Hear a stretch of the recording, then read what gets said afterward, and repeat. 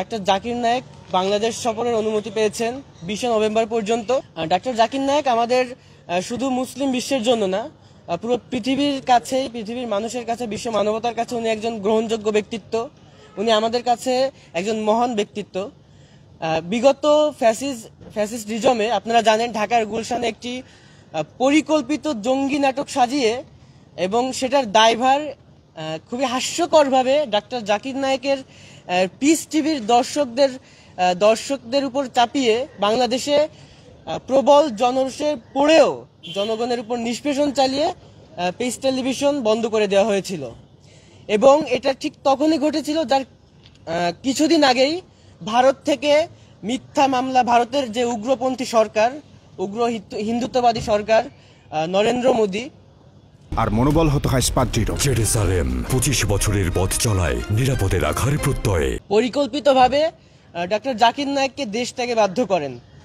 এবং তার পরপরই আপনারা লক্ষ্য করেছেন ডাক্তার জাকির নায়েককে কিন্তু মালয়েশিয়াতে রাষ্ট্রীয় অতিথি হিসেবে তারা গ্রহণ করেছে এবং সেখানে তিনি স্থায়ীভাবে বসবাস করছেন।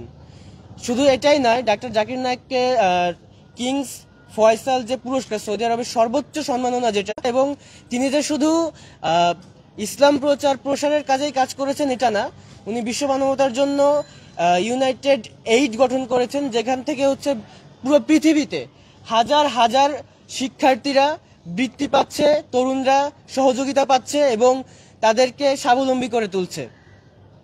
এমতো অবস্থায় আমাদের কাছে সবচেয়ে বড় পাওয়া যেটা হয়ে দাঁড়িয়েছে সেটা হচ্ছে উনি বাংলাদেশে আসছেন। এবং আপনারা ইতিমধ্যে লক্ষ্য করেছেন যে এই আশা নিয়ে যে আধিপত্যবাদকে আমরা গত জুলাইয়ে হাজারো শহীদের রক্তের বিনিময়ে আমরা বিতাড়িত করেছি, সেই আধিপত্যবাদ শক্তি ঘোষণা করেছে আমরা যেন তাদের হাতে আমরা ডাক্তার জাকির নায়েককে তুলে দেয়।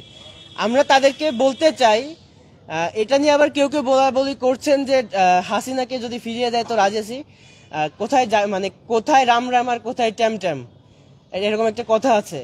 হাজারটা হাসিনাকেও যদি ফিরিয়ে দেয়, আমরা জাকির নায়েককে কখনোই তাদের হাতে তুলে দিব না, এটা সুস্পষ্ট। এবং আমরা তাকে বাংলাদেশে এনে রাষ্ট্রীয় সংবর্ধনা সহ, সেটা তো রাষ্ট্রের একান্ত বিষয় এবং রাষ্ট্রের নাগরিক হিসেবে আমাদের রাষ্ট্রের কাছে দায়িত্ব। এবং আমরা ঢাকা বিশ্ববিদ্যালয়ের শিক্ষার্থী হিসেবে ঢাকা বিশ্ববিদ্যালয় থেকে তাকে সম্মানসূচক ডক্টরেট ডিগ্রি প্রদান দাবি জানিয়েছি প্রদানের বিশেষ সমাবর্তন আয়োজনের মাধ্যমে। এবং এটার মাধ্যমে আমরা মনে করি ঢাকা বিশ্ববিদ্যালয় এবং বাংলাদেশ বিশ্বের কাছে একটা নতুন করে মর্যাদার আসনে অধিষ্ঠিত হবে। এবং ডক্টর জাকির নায়েককে নিয়ে ভারতের যে মন্তব্য, এটা কড়া একটা জবাব হিসেবে আমরা তাকে দিতে চাই ভারতকে।